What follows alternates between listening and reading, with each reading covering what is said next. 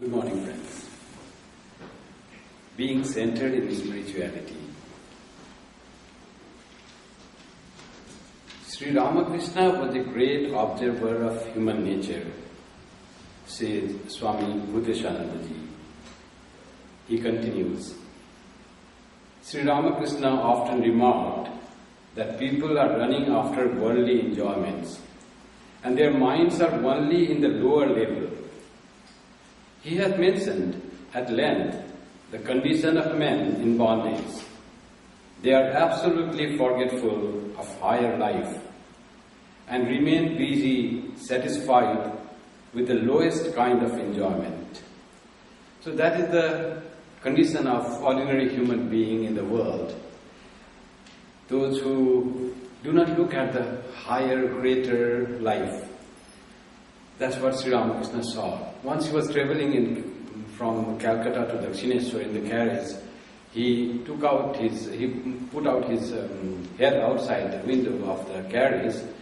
He used to do often. And he saw people, all were worried, unhappy, troubled, frustrated. And he said, these all people have their mind on the very lower levels of their personality. And they're all worried for material things and they are not concerned about spirituality at all. And by this, they are in great bondage, and as a corollary of the bondage, they are in misery.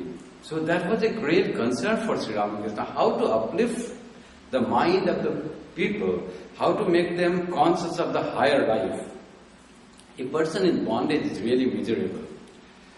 So bondage, when we are bound by the world, we are not free of ourselves. So we are dependent on everything of the world. We are dependent for happiness to the things of the world. And all things do not come and they are temporary and a person is miserable.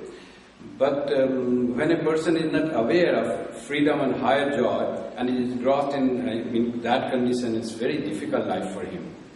So, but what happens in that condition also, some people thrive well and they do not have even an idea of there can be higher life, there can be better life. And they enjoy that life so much, life of bondage. So they don't even look to another life. There's a beautiful story from Sri Ramakrishna. He says that a worm that lives in dirt, if you keep it in nice food, it will die. We call it gobo. It lives in cow dung. So if you put in nice place, good, very nice grass, then also it cannot survive. It has to go and live in the cow dung. So that's what the condition of gobo is there. One beautiful story that I related once, that fisherwoman and the florist. So there was one fisherwoman. She had come to sell her fish in the town. And while returning back, it was late while selling the fish, and she couldn't go to her village. So there was no vehicle, no car like we have nowadays in the story. So they had to walk a long time, and the village road was dark. So she had to stay in the town. In the town was her friend. She was a florist. She used to do the business of garlands and selling flowers. So she knocked there, and florist opened the door, and she found her friend, fisherwoman, has come. She was very happy. Come, you have come after a long time. So she was very glad that you will be staying with me today. We talked a lot. They talked until the evening, and they had nice dinner, and then finally they retired to their rooms. When fisherwoman went to her room, she was not getting sleep. So she was very tossing on this side, that side, not getting sleep. Finally, she comes to the florist at her friend's room and knocks her door, bedroom door. And so at night she opens. What happened? See, I'm not getting sleep. What happened? It's a very nice room I've given to you. Oh, there is the smell of flower. It's nice. This flower smell, I can't sleep in that. Flower smell is good. No, but you see, I want that fish basket which I bought the fish. So, fish basket will help you sleeping? Yes, please give me fish basket. So, Sri Ramakrishna describes that she brought that fish basket, put some water, sprinkle some water in it, and put that fish basket near her nose, lay down on the bed and smelling the fish. She had a very nice sleep. Next morning her friend asked, how did you sleep? How was your sleep last night? Fantastic sleep after I got the fish basket from you. So those who are habituated in fish smell, they won't like the beautiful scent of the flower. That is the condition of most of the people. But in the world like that, so what is the way out? Sri Krishna also says in the Gita that Manushyanam sahasresu kaschid yatati siddha. Very few are there who really want a spiritual life. In thousands of people in the world, a few strive for spiritual life. Kaschid yatati siddha. Yatatanam api siddhanam kaschin mam vetti tattva. Those who strive for spiritual life, among them, again, a very few really realize me. So, those who really reach the spirit are very, very few in number. Those who strive for spirituality and feel the need of spiritual life, they are few. So, that is how the world is. World is all. Why the people are just so happy in the world and worldly life? Why don't they seek the life of spirit, which is so higher and so enjoyable? Because it is said that our senses by Creator has been made outgoing. They all see only outside, they don't see inside. Only they see the material thing, worldly thing, and they want to get all the joys from the world and worldly objects. Everything. The senses want to just grasp the thing, eyes want to see nice thing, nose want to smell beautiful things, whatever you like. Beautiful depends on what you like the things. So the tongue wants to taste beautiful things. Only outer things it wants and think that there is joy. But the Upanishad says, but there are few wise people. Paranti khani vitrinat swayambhu tasmat parang pashyati nantaratman. They only see, because the senses are going outside, they only see the external world, they have no idea about internal world. But kaschid dhira pratyagatmanam ikshat. But there are few people, who desirous of immortality, desirous of spiritual life, desirous of higher life, and dissatisfied with this life of the senses. What they do? Abritta chakshu. They turn their eyes inwards. They seek something that is within themselves. Seeking joy from the external world, sees they understand that the world can give limited happiness, limited joy. It is not unsullied, unmixed joy, little joy, lot of misery, lot of suffering, little sprinkling of joy. That doesn't satisfy those wise persons, and they look inwards. That is, they focus their vision from external world to internal world. They start searching, exploring the spiritual world. There is the real joy. There is the freedom. There is the fearlessness. World is beset with fear, with bondage, with very mixed joy, lot of suffering, little joy. So those people are very few, but there are people like that. And by the grace of God, every human being is given an inner voice which says, what are you doing? We are too much engrossed in the world, and when we are enjoying the world and worldly pleasures and things are in our favor, circumstances are very good, then I forget there is another better life. But the blows come. The world is not always very smooth going on. Shock comes, blows come, real kick comes. Then we say, what am I doing? Is this the way to live? Then we say, the inner voice says, no, there is another way, better way to live. There is higher life, there is higher dimension of life. And where you find real joy, not so much suffering. Then we want to turn inwards. How to reach that place? Our senses are outgoing, we see only outside. Spirit seems to be something immaterial, without form, without quality. How can I catch hold of the Spirit? How can I center my being in the Spirit? It is so subtle, so abstract. There have been great teachers of mankind, called prophets, incarnations of God. They come and they teach. You can catch hold of the Spirit, though it is very difficult to do that. But there is a way out. How is the way out? Way out is first to catch those beings who have got the Spirit, who have centered their life in the Spirit. Get connected with them. Get connected with the prophets, with the incarnation of God. They are the one who had their lives centered in the Spirit and had experienced the Spirit, and they lived in the Spirit. By being with them, by having great love for them, we slowly come to love the Spirit, and finally we enter into the world of the Spirit. That is the easiest way. But for those who are very sharp and who can just say the worldly life and spiritual life, who have very subtle and sharp intellect to explore into the world of spirituality, they can do without the help of even incarnations, but such type of persons are very few. So, the help of incarnations of God and love for them is the way how we can enter the spiritual world. We have, suppose, we are enjoying the world. What is there? I have a lot of money, wealth is there is no dearth of food, nice house, everything is fine. I am enjoying. What is the need of searching God or seeking the world of the Spirit? But it may happen that we have everything, but my body is not well. So then what the wealth will do? Well, the material things in plenty, but I cannot enjoy that because I am sick. Then, suppose I am healthy, and there is a lot of things I can enjoy. So why should I seek the Spirit? Why should I center my life in spirituality? Why can't I center my life in the things of the world? But how long are we going to enjoy the world of pleasures? The senses are limited, the time is limited. After some time, the body will become old, the senses will grow powerless, they cannot enjoy. You want to eat a lot, you grow old and you cannot eat, your stomach will be upset if you eat a lot.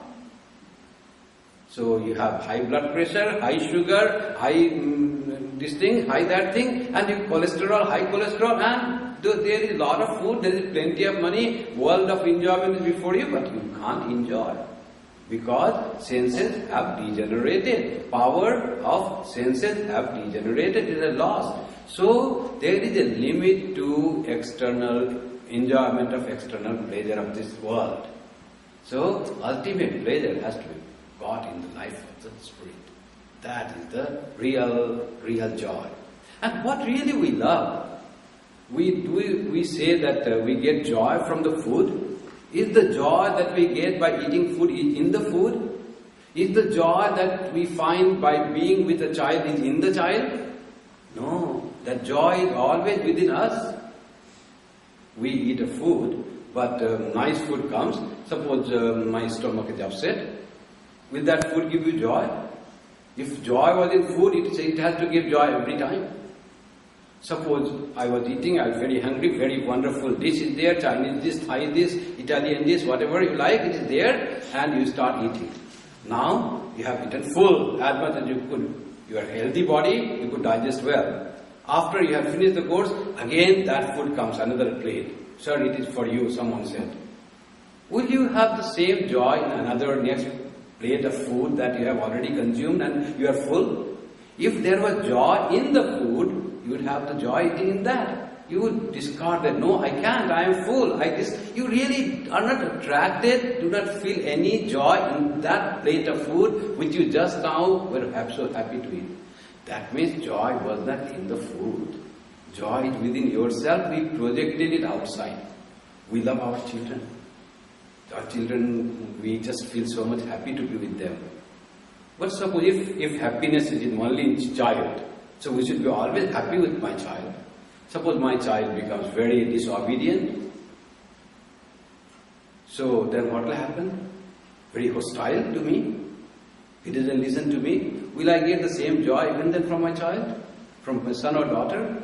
That finishes. He criticizes, he doesn't like you, he is very hostile to whatever you do. Then there is no joy in that child. So joy was never in the child, never in the food, never in the things of the world. world, never in the objects of the senses. Joy, the source of joy is always within us. It is in the spirit. Only we project it outside. And then when we project outside, then we find there is joy. So source of joy is spirit. If we want to live in a life which is unmixed with suffering, full of pure joy, we have to lead a life of spirituality. There is no alternate to that. Now, can we live in the Atman? Is it possible for everyone to live in the spirit? Yes, says Sri Ramakrishna. Sri Ramakrishna said, I have lighted the fire. It's for you to come and enjoy its warmth. I have built the mold. It is for you to come and cast yourself in it. I have cooked the food. It is for you to come and sit at food placed before you. All these great prophets, great saints, great incarnations, they come and they live for us and prepare everything. If you go and read Sri Ramakrishna's sayings, his conversation in the Gospel of Sri Ramakrishna, you will find so many ways Sri Ramakrishna says, and it's so appealing to our mind. It's fit that he is speaking not to Yam, not to Naren, he is speaking to us. How can we lead spiritual life? How we can enter into the world of spirituality? How can we enter into the kingdom of heaven? That is the kingdom of heaven. It is here. The world of spirituality is here. World of joy is here. Just we need to be centered there. Human personality has many levels, many facets. When there was a small boy called, his name was Bhrigu. It is in Taittiriya Upanishad. The Bhrigu comes to his father, Varuna, and asks, Father, teach me Brahman. Adhihi bhagavo brahmeti. Lord, O Bhagavan, O great soul, teach me Brahman. That is, lead me to spiritual life. How could teach you Brahman so abstract? No one can teach Brahman. So the Bhrigu, the teacher, the father says, Tapasa Brahma Vijigyasasva. He said, you know what is Brahman? From which the whole universe has come, in which the whole universe, whole creation is sustained, and where the whole universe, whole creation will enter at the dissolution, know that to be Brahman. Yatova imani bhutani jayante, yena jatani jivanti, yat prayanti abhisham vishanti, tad vijigyasasva. Know that, tad Brahma iti. That is Brahman. That's so abstract. That is spiritual world. So abstract. Then he said, Tapasa Brahma Vijigyasasva. You want to know Brahman? I told about the Brahman. Now go and meditate. That much was the teaching. So, Bhrigu starts meditation, deep concentration, deep thought, contemplation on what the teacher, what my father taught. The source of this creation, the one being of this creation, where this creation is sustained by. There is nothing but that oneness, that Brahman, that spirituality. That spiritual thing appears as many. So he started meditating on that. Satapo tapyata, satapas taptva. And after having deep concentration for days together, then he says, Annam Brahmeti Vejanat. He knows that this body, Annam is the thing, the body made up of food, is Brahman. That seems to be the real person, real I. He goes to Father, Father, I have realized what real I is, what real Brahman is. This is this body. So he says, Annam Brahmeti Vejana. Father says, no, you have not got it fully what really the spiritual world is, what the spirit is. And he said, Tapasa Brahma Vijigyasas. Go furthermore, dive more deep and understand what Brahman is. Satapas Tattva. Then he understands, it goes deeper, and he says, Prano Brahmeti Vejana. There's a life force is Brahman. The force which runs this life, this body moves, muscle work, nerves work, that force is Brahman. He comes to Father, I have understood Brahman. Prano Brahmeti Vejana. They understand Prana to be Brahman, life force to be Brahman. Father says, no, you have not yet understood. That is not Brahman. Go and meditate. Tapasa Brahma Vijigyasasva. Again. Then he goes and dives deep and says, Mano Brahmeti. Then he says, Mano Brahmeti Vedana. This is mind is Brahman. Father says, no, this mind so subtle, unperceivable, it can be seen, but it seems to work, control whole body, whole system, and it's the seat of lot of joy. But it goes to Father. The Father says, no, that is not true. Go deeper. He again goes and says, Vijnanam Brahmeti Vedana. Vijnana, the intellect. He's thinking that is the spirit. Intellect is the spirit. Father says, no, that is also not the spirit.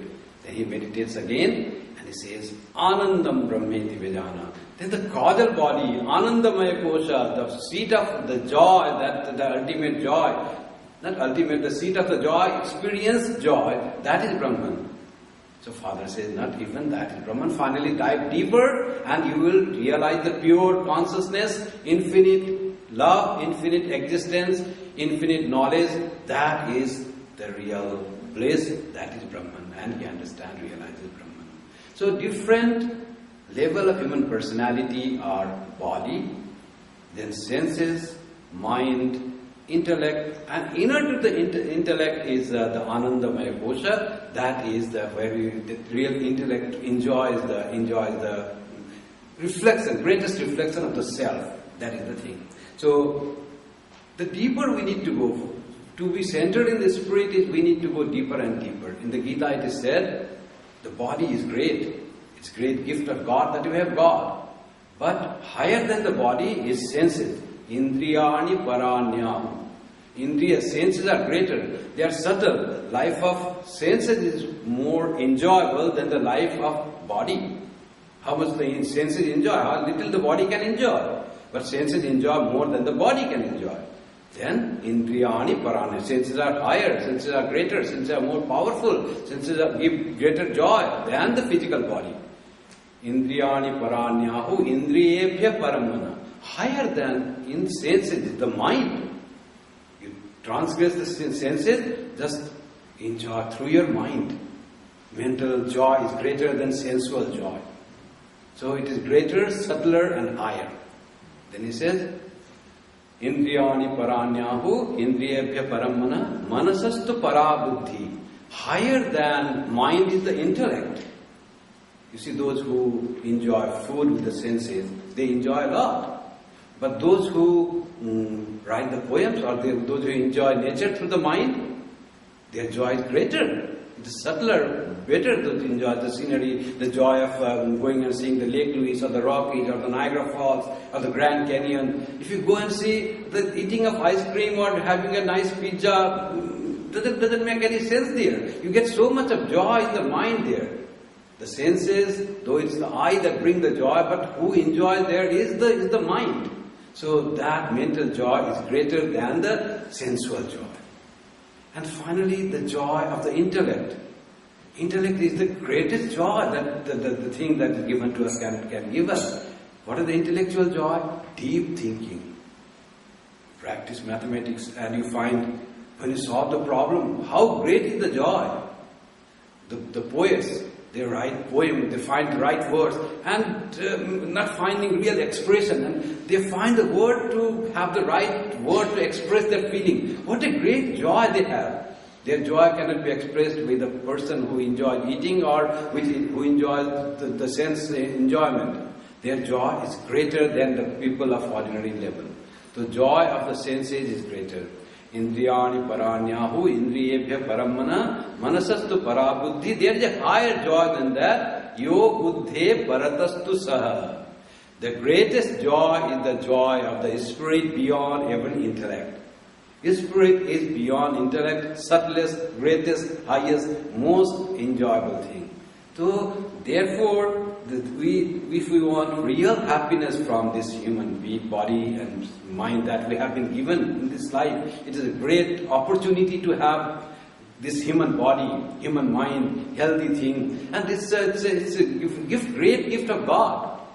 Shankaracharya said that human being, there are three things. Durlabham trayame vaitat deva nugraha hetukam. There are three things that God has gifted. It's a great gift of God. Only by the grace of God these three things can be obtained. What is this? Manushyatvam, mumukshatvam, mahapurusha samsraya. One is the human body with human qualities, manushyatva. That is the great gift of God. So we have that. We have that gift of God. So it should not be lost in vain without really going deeper into the animal world. They cannot serve the life of spirit. We can serve manushyatvam. Then another second greatest gift of God is mukshutta. The trying to serve the life of the spirit, trying to dwell in the spirit, searching the real source of joy. Mumukshutta. The desire for, the real word meaning is desire for liberation, emancipation, freedom. That is the second greatest gift. If one has desire for liberation from bondage, freedom from bondage, in other words, seeking of a spiritual world, that is the second greatest gift of God. What is the third greatest gift? Mahapurusha samsraya. You have a great desire to the life of the spirit, you have the human quality in the human body, but how to get to the world of the spirit? Then you need Mahapurusha samsraya, association of the holy person, the third greatest gift. And these gifts can be had only by the grace of God. Daiva nugraha hetukam. So, when we have that gift, we have the gift of the holy association. We know what the great personalities of the spiritual world have spoken. They are very close to us. They speak to us. We have a wonderful human body with a desire to become free or desire to attain the spiritual world. So when obtaining all these three, if we do not utilize this, then it will be a great loss. The Shastras say it is like suicide. Eke atma anojana. You have got everything and you are not utilizing. A person got a wonderful human life and he goes and commits suicide. What an unfortunate person. He could have done so much in the life. Got little frustrated, saw all dark. There was dark beyond this tunnel. Only time being was the dark. Good things would come. But that person was so unfortunate, he didn't realize the greatness of the life, he goes and commits suicide. And this not trying to find that great mine of joy within ourselves is like a suicide. Great opportunity lost. So we need to be centered in spirituality. Now how to be centered in spirituality? That is the thing. We know that spirituality being centered is very important and it's a great opportunity. Sri Ramakrishna said, unfurl yourself. That was his teaching. What is meant by unfurling the self? Practice spirituality. Practice spiritual disciplines. Only by saying, reading the gospel or reading the Bible or Gita or Granth Sahib won't help. We have to practice what is taught there. Only then it will be unfurling the sail. Otherwise you are in the boat, the breeze is blowing, you want to cross the river, but you can't because you are not unfurled the sail. How the breeze will be caught in the sail? You just open the sail. So that opening the sail is trying to practice what the scriptures teach us, how to lead a spiritual life. Sri Ramakrishna says, merely saying Siddhi will not intoxicate you. There is a Siddhi, there is a hem. So if you want to get in joy of intoxication of that hem, that merely saying hemp, it won't intoxicate you. If you bring the hemp and put on the body, that also will not intoxicate you. You will have to bring the hemp and eat it or take it. Then only it will intoxicate you. You will find the reaction of the hemp. Like that, this spirituality or the God or the blessing of all incarnation, that won't help unless you do what they say. We have to practice, otherwise it won't happen. And he said, begin. Don't say that, calculate. Oh, if I go there, how to begin? It's so difficult. My life is so busy. Don't go on calculating. Start working. They say that morning you come and start praying in the morning. So, I have to rush to the office at 7. Get up at 6. Get up at 6 and start doing half an hour of spiritual practice in the morning. Just sit in front of your altar, whatever you have, or you just on the bed, close your eyes and think of God and pray to God. Lord, make me spiritual. Don't make me worldly. Make me seek joy in the spirit, not in the things of the world. Make me detached. Don't make me attached to the world and worldly things. Make me feel that I am related to you and I belong to you and you belong to me. I don't belong to anyone in this world.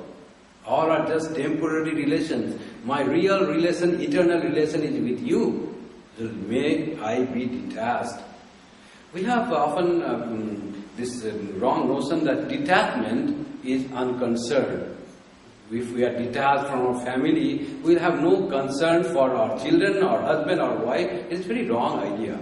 Detachment doesn't make you non-concerned from your family. Detachment makes you more concerned with the family, but not concerned with yourself. Generally what we do, we are concerned with ourselves only. We look after the children. Oh, when I grow old, my child will come, he will look after me. That is concern for yourself. You are attached to the child. You are attached to the thing of the world. When you are detached, you are not concerned with yourself. What will happen to me, you have no concern. You are very much concerned for the well-being of your son, of your daughter, of your husband, of your wife, of your parents-in-law. You are very much concerned. But you are not concerned with yourself. What benefit you will get, what will happen to you later in future, you are not concerned about yourself. And that is the detachment. Detachment is having full concern for others, but no concern for yourself. So Sri Ramakrishna said, don't count leaves, avoid vain argumentation, vain thought, begin, start. And for being spiritual, we have to have little practice, we have to have little austerity, little control of the senses. So which senses to be conquered first? Eyes or ear? They say all senses. Sarvendriyani samyamya. Try to control all senses.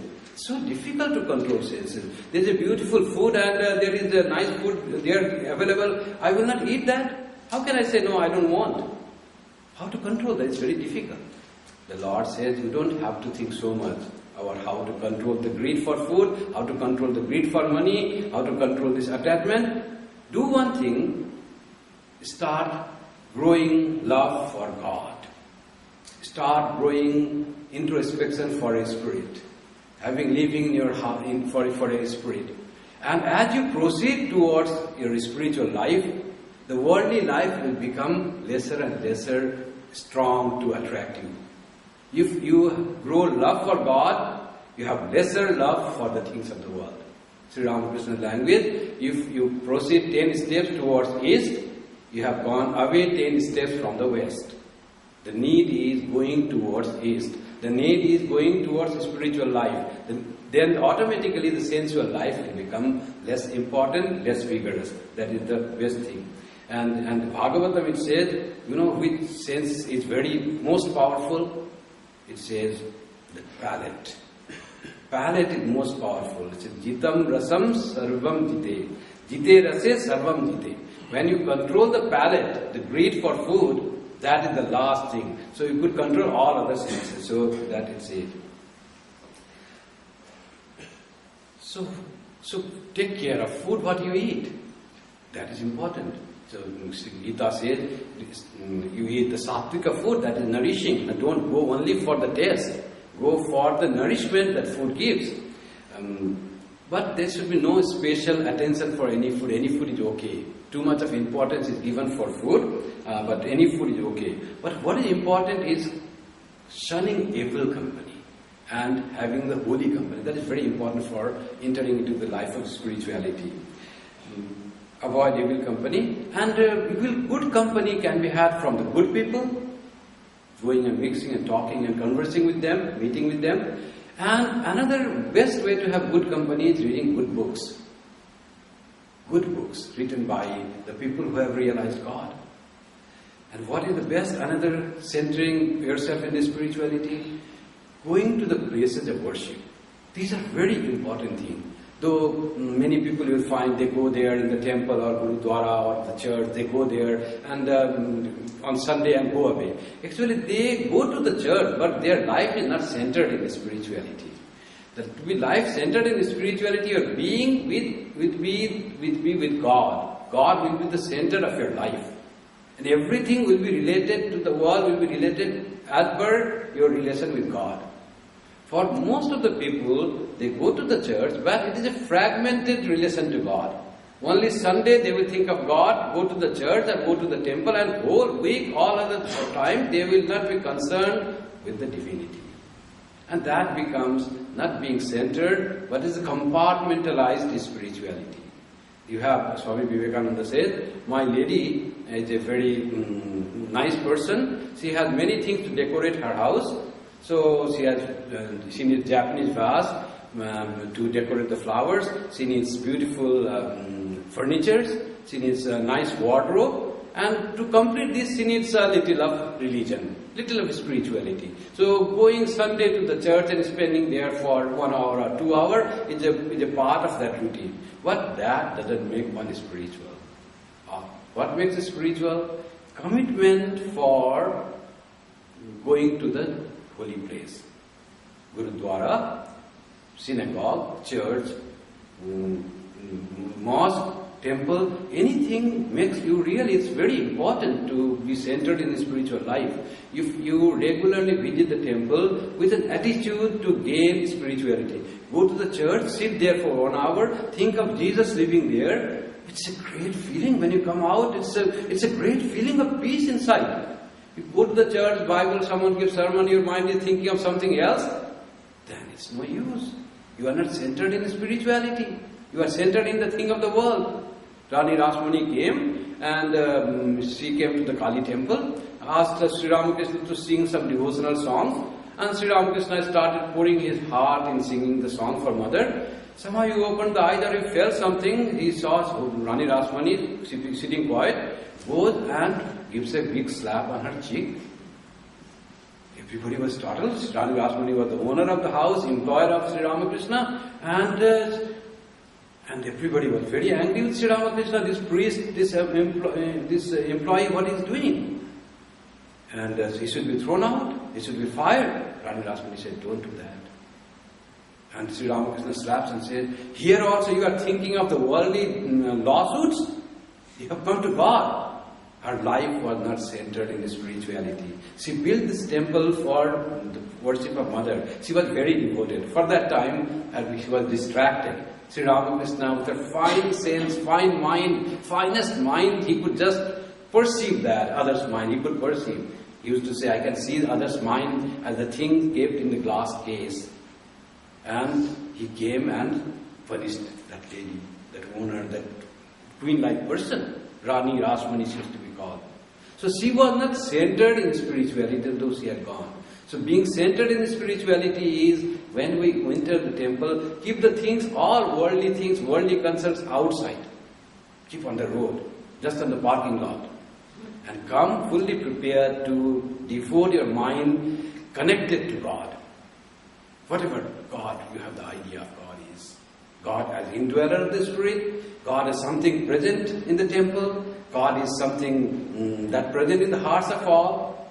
Anything but try to have that feeling, 1 hour, 2 hours, that is my connection. I will be connected with God, leaving everything else outside this place of worship. This place of worship is very important. People used to say, some people, they used to work in Belleville and they came and they said, whenever we went on Monday, people asked us, where do you go on Sunday? You look so happy on Monday. We all are so sad. Monday again, 1 week we have to work or weekend finish.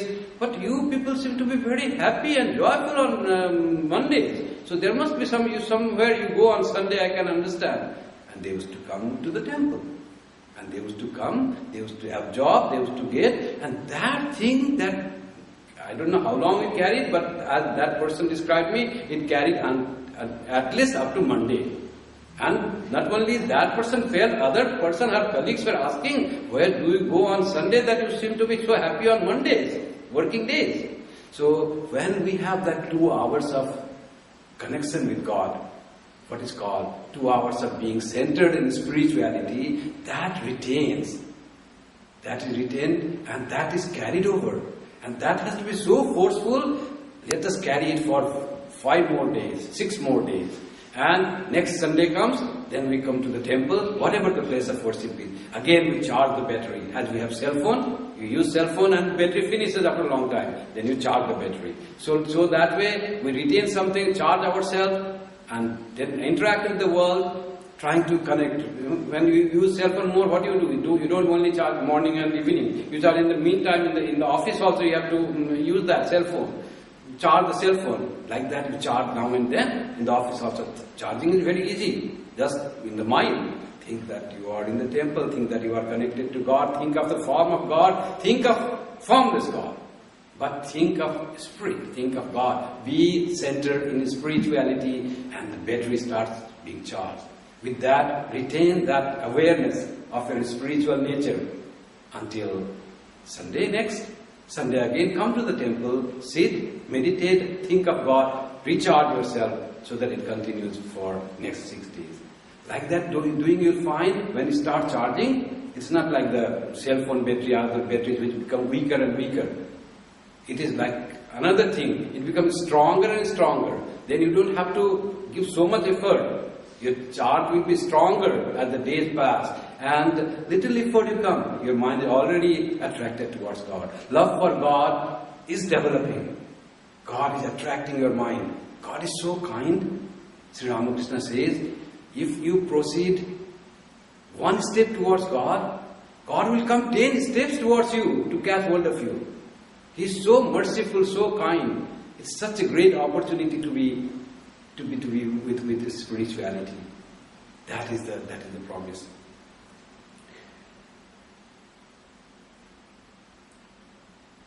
Another thing, we often get too much anxious for the world and worldly things. If I am not here, what will happen? If I die tomorrow, what will happen to my child? Who will look after? Concern is so much. Don't be so much concerned to the things of the world. You are not the thing that take care of the world. You are just an instrument sent by God. If I am not here, the world will go on, if not better, at least like this. It may be better if I am not here today. So don't make yourself so much, imagine yourself so great that without you, there will be no one to look after your child or your husband or wife. There is God who looks after. God has provided everything for everyone. That you are here to take care of your child, it is God who has provided you. God will provide another person to look after if your child is small. Otherwise, God is there. Don't be concerned. It's God that does everything. Leave everything to God and just be connected to Him. Everything in the world is His and is taken care of by Him. Have faith in this. And the easiest way is repeat God's name and keep waiting for Him. As Shavadi did, the God will come, that light will come. One day we will feel, yes, Spirit is real. I am not this body. I am not this mind. I am neither this intellect. I am the Spirit inside, fully conscious, self-luminous, immortal, all bliss. Nothing of the world really matters for me. That awareness will come like Sri Ramakrishna says, like a light coming in a house that has been kept, in a room that has been kept dark for 1,000 years. Once light comes, everything is illumined. That light will come to us if just we need to wait at the door of God. Just repeat His name, think of Him, and give the importance to the life of being centered in spirituality. Be centered in spirituality. Don't be centered on the body or the senses or the mind or the intellect, but be centered in spirituality. And who will help in that? God will help. Prophet will help. Son of God will help. There are so many help will come. Just we need to do that and find the importance to that. Good luck.